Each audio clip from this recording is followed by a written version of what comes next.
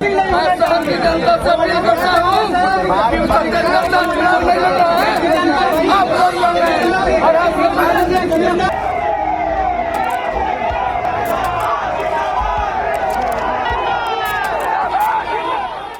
दोस्तों गजब हो गया। गए थे नामांकन भरने, तभी रास्ते से ही मोदी नीतीश की पुलिस ने घेर के उठा लिया। कहां गायब हो गए प्रत्याशी पता ही नहीं। स्वागत है आप सभी का। आप देख रहे हैं द राजनीति का विशेष सेगमेंट खबर और विश्लेषण। मैं हूं जब्बार खान।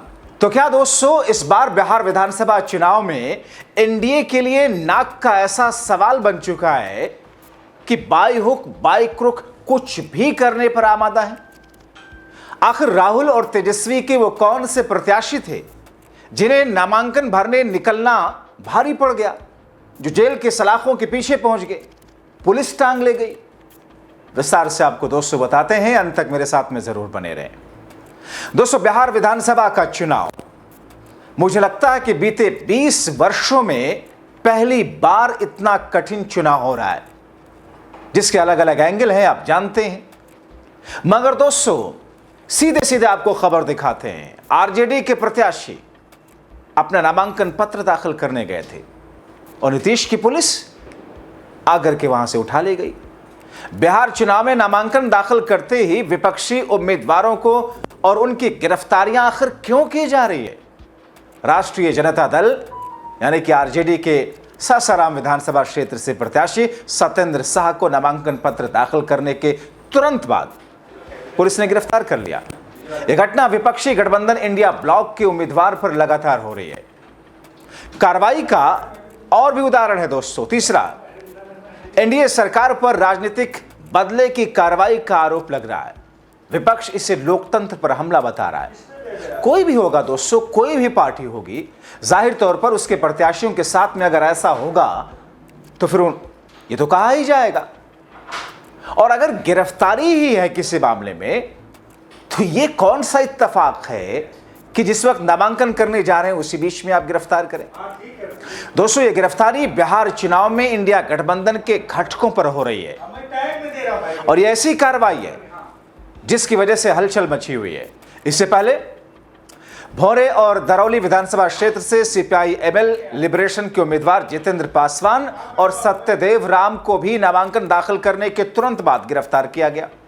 इन मामलों में पुलिस ने पुराने मामलों के आधार पर कार्रवाई की बात कही है, जिसे विपक्ष ने फर्जी और आधारहीन आरोप करार दिया। दोस्तों, सीपीआई-एमएल लिबरेशन ने एक बयान जारी करके इन गिरफ्तारियों की कड़ी निंदा करते हुए कहा कि ऐसा लगता है कि अभी तक सरकार एजेंसियों का दुरुपयोग करती थी अपने राजनीतिक फायदे के लिए या विपक्ष को परेशान करने के लिए, मगर अब चुनाव जीतने के लिए भी एजेंसियों का दुरुपयोग किया जा रहा है। वो कहते हैं कि हम इन राजनीतिक रूप से प्रेरित गिरफ्तारियों की कड़ी निंदा करते हैं। गिरफ्तारियां नामांकन केंद्रों के बाहर हुई, जो एनडीए नेताओं को और उनके डर और घबराहट को दिखाती है। जनता की बढ़ती जागरूकता, बदलाव की मांग से भयभीत होकर बीजेपी जेडीयू गठबंधन अपनी विफल डबल इंजन सरकार के खिलाफ बढ़ते गुस्से का सामना करने के बजाय दमन, धमकी, पुलिस प्रशासनिक तंत्र के दुरुपयोग का सहारा ले रही है। पार्टी ने इसे लोकतांत्रिक विरोध को दबाने की कोशिश बताया। आरजेडी ने भी सत्येंद्र शाह की गिरफ्तारी को साजिश करार दिया। आरजेडी का कहना है कि ये एनडीए की हताशा का प्रमाण है, जो विपक्ष के मजबूत प्रदर्शन से डर रही है। दोस्तों, कई जानकार ने कि ये गिरफ्तारियां एनडीए की रणनीति का हिस्सा है, जिसका मकसद विपक्षी उम्मीदवारों को कमजोर करना, खासतौर पर सासाराम जैसे क्षेत्र में जहां पर आरजेडी का पारंपरिक वोट बैंक मजबूत है। ऐसी कार्रवाई से पार्टी का नैरेटिव मजबूत हो सकता है। हालांकि पुलिस का दावा यह है कि साहब कानूनी प्रक्रिया का पालन करके हमने जो किया है। दोस्तों, ऐसे में सवाल तो उठेंगे ही ना। ऐसे में सवाल इस बात का है कि क्या वाकई भारतीय जनता पार्टी और एनडीए को ऐसा लगने लगा है कि साहब इस चुनाव में उनकी सियासी जमीन काफी सिकुड़ी हुई है। इस चुनाव में बिहार की जनता आक्रोशित है। इस चुनाव में एंटी इनकम्बेंसी फैक्टर बहुत बड़ा है। इस चुनाव में राहुल ने जो वोट चोरी की मुहिम चलाई, उसका इंपैक्ट बिहार की जनता पर है। इस चुनाव में नीतीश और बीजेपी से लोग ऊब चुके हैं, क्योंकि 20 वर्षों से सरकार में रहने के बावजूद आज तक बिहार की दशा और दुर्दशा ठीक नहीं कर सके नीतीश। और नीतीश के सहयोग के तौर पर, नीतीश के सहयोगी के तौर पर बीजेपी हमेशा से है। तो सवाल यह है कि जब मोदी और शाह बिहार में जाते हैं और नीतीश ये कहते हैं कि बिहार के लिए अब ये होगा, तो ये तो ऐसे ही हो गया कि साहब आपके हाथ में हमने अपनी सारी संपत्ति पूंजी दे रखी थी और आपने उड़ा डाला, और उसके बाद ये कहते हैं कि साहब एक बार फिर से अपने 10 सालों की मेहनत की जमा पूंजी उठा करके दे दीजिए, इस बार हम आपको फायदे के साथ लौटाएंगे। भरोसा कैसे करेगी जनता? दोस्तों, जब मैंने इस खबर को देखा और कई सारे राजनीतिक जानकारों ने इस खबर को दमनकारी नीति बताया।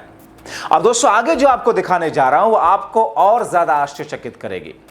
ऐसी चर्चाएं कि बीजेपी उन सीटों पर जहां प्रशांत किशोर की पार्टी जनस्वराज की प्रत्याशी के कारण नुकसान हो रहा है, वहां उनका नामांकन ही खारिज करा रही है। यह दबाव डाल करके नामांकन वापस दिलवा कर अपनी तरफ लाकर प्रचार करने के लिए मजबूर कर रही है। कई सारे जानकार मानते हैं कि दरअसल ये बीजेपी की एक रणनीति है, क्योंकि उसको लगता है कई ऐसी सीटें जहां जनस्वराज पार्टी के प्रत्याशियों के कारण बीजेपी का वोट बड़े पैमाने पर कट रहा है।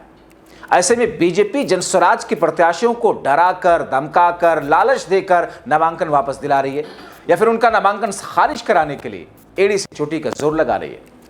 प्रशांत किशोर बीजेपी द्वारा अपनी पार्टी जनस्वराज के प्रत्याशियों को डराने, धमकाने, अपने साथ ले जाने पर जिस तौर पर प्रहार कर रहे हैं, जरूर सुनिए। देखिए, ये है भारत के गृह मंत्री, ये भारत के गृह मंत्री हैं अमित शाह। अमित शाह जी हैं भारत के गृह मंत्री, और साथ में है धर्मेंद्र प्रधान, जो भारत सरकार के मंत्री हैं और भाजपा के यहाँ चुनाव के अधिकारी हैं, प्रभारी हैं। देखिए आप लोग, आचार संहिता की बात होती है, वोटरों को डराने खरीदने पर आचार संहिता लागू है, लेकिन सामने का जो उम्मीदवार है उसको भारत के गृह मंत्री अपने साथ खड़ा किए हुए हैं, पूरे दिन बैठाए हुए हैं ताकि वो नामांकन भी ना कर सके। ये है भाजपा के चाल चरित्र चेहरा। ये देखिए भाजपा का चाल चरित्र चेहरा, और बता रहे हैं ट्विटर पर बैठ के कि जनस्वराज के उम्मीदवार भाग रहे हैं। आप बताइए, कोई साधारण व्यवसायी जो राजनीति करता है उसको भारत के गृह मंत्री अगर बुलाकर अपने साथ बैठा ले तो उसके पास क्या विकल्प बचेगा? और कहां है चुनाव आयोग? एक वोटर को आप पैसा देते हुए, डराते हुए अगर दिख जाए तो आप पर इल्जाम लगता है कि आपने आचार संहिता का उल्लंघन किया।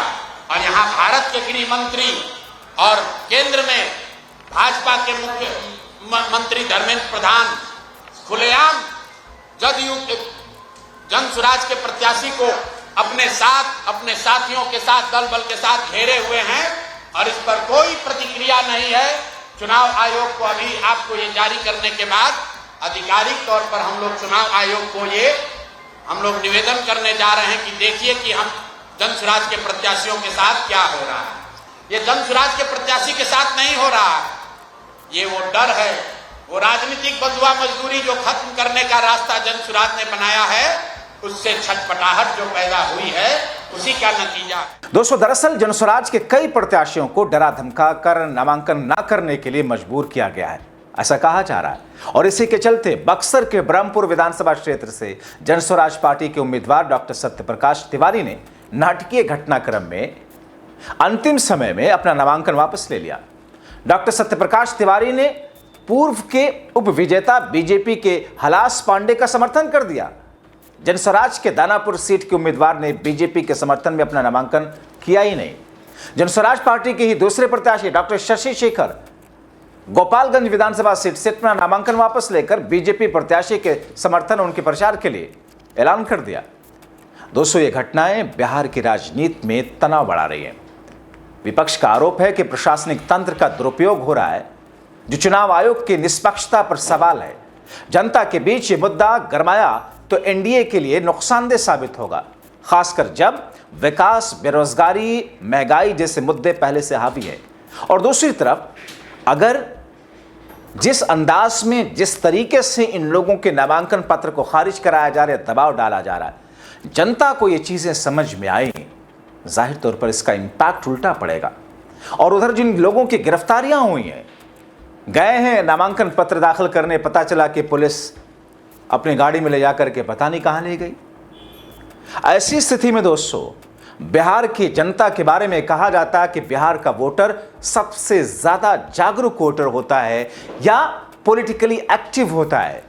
इन नजरिए से, इन चीजों के हिसाब से बिहार की जनता ने अगर कुछ सोचा तो फिर पासा ऐसा पलटेगा कि साहब बिहार में फिर एनडीए के लिए, जेडीयू के लिए दूर की कौड़ी जीत होने लग जाएगी। ये कई सारे जानकार इस बात की तरफ इशारा कर रहे हैं। तो ऐसी स्थिति में दोस्तों आपका क्या कहना है, अपनी राय कमेंट बॉक्स में जरूर लिखें।